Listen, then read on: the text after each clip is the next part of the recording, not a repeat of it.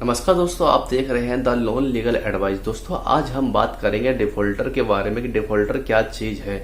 चलिए शुरू करते हैं। जब भी बैंक या एनबीएफसी कंपनी से आप लोन लेते हैं, लोन लेने के बाद उसकी आप पेमेंट नहीं करते हैं, तो यह आपको डिफॉल्टर बनाने का एक पूरी तरह से पॉइंट है।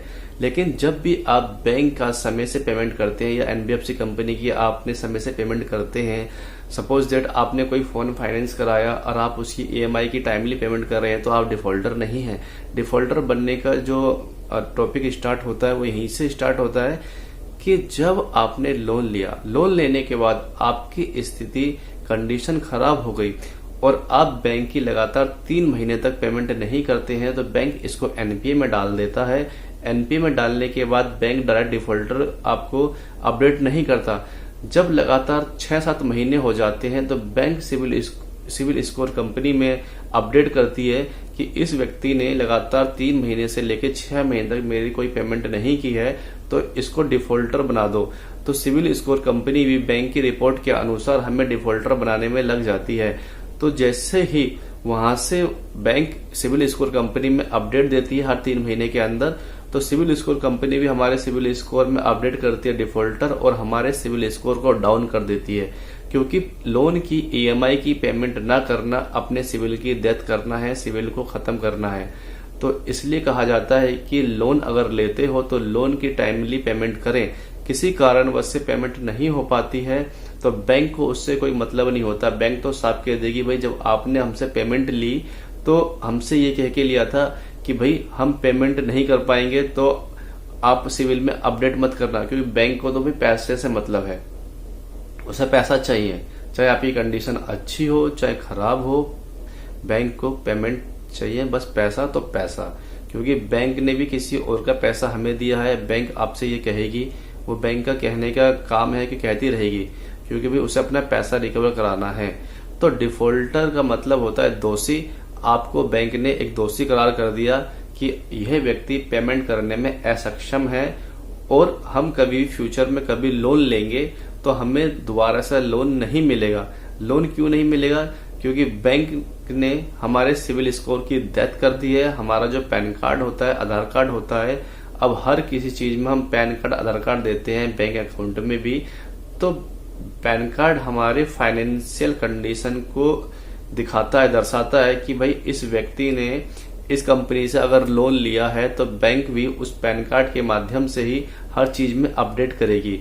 पैन कार्ड जो हमारा परमानेंट नंबर होता है, तो अगर हम कहीं पर भी दोबारा से री अप्लाई करेंगे, एक छोटा सा लोन भी या फोन भी फाइनेंस कराएंगे, अगर हमारी एक भी ईएमआई ड्यू होगी तो हमें लोन नहीं मिल सकता जब तक हम वो मिनिमम ड्यू अमाउंट क्लियर नहीं करेंगे या क्रेडिट कार्ड की पेमेंट को क्लियर नहीं करेंगे, लोन की पेमेंट को जब तक क्लियर नहीं करेंगे, जब तक हमें कहीं से भी लोन नहीं मिलने का। फ्यूचर में कभी लोन की आवश्यकता हमें पड़ सकती है तो हमें लोन नहीं मिलने का, इसका मतलब हम डिफॉल्टर हो गए। बैंक ने सिविल स्कोर कंपनी को दे दिया हमारा रिकॉर्ड कि भाई इन्हें डिफॉल्टर बना दो, ये पेमेंट करने में असक्षम है। तो डिफॉल्टर भी इसमें 2-3 प्रकार के हो सकते हैं। एक होता है bill for default. Bill for default का मतलब क्या होता है? बिल फॉर डिफॉल्ट का मतलब ये होता है कि बैंक के रिकवरी एजेंट ने जो बैंक को बताया कि भाई इस व्यक्ति के पास पेमेंट करने की क्षमता है और ये पेमेंट नहीं कर रहा है, क्योंकि बैंक ने तो आके नहीं देखा और उस रिकवरी एजेंट ने भी बैंक को चाहे गलत बताया हो चाहे सही बताया हो, बैंक तो बिल फॉर डिफॉल्ट डाल देगी। क्योंकि रिकवरी एजेंट भी आजकल फोन पे बात कर लेते हैं और उन्हें पैसा रिकवर कराना होता है, वह भी पैसा रिकवर नहीं करवा पाते, तो वह भी कह देते हैं कि भाई इस व्यक्ति की कंडीशन तो अच्छी है, चाहे कंडीशन उसकी खराब है, लेकिन उसने कह दिया कंडीशन अच्छी है, तो बैंक ने कह दिया वो ठीक है, इसे बिल फॉर डिफॉल्ट में डाल दो।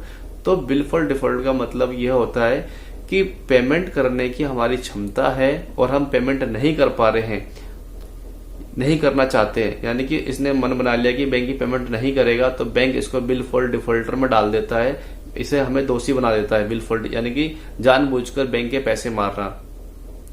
तो इसलिए डिफॉल्टर का मतलब भी यही होता है, डिफॉल्ट करना, दोषी बनाना।